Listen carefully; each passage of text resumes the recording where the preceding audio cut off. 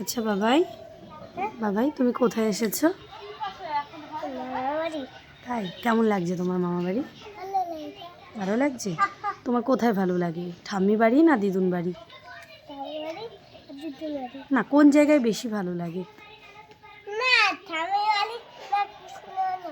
কৃষ্ণনগর, দেবীপুর না শিমুরালি, কোন জায়গায় ভালো লাগে?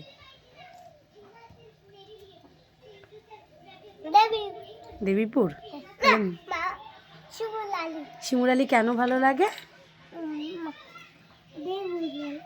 তুমি সকালবেলা কি খাচ্ছ এটা? কেমন লাগছে ছাতু খেতে? একটু হাত দিয়ে দেখাও।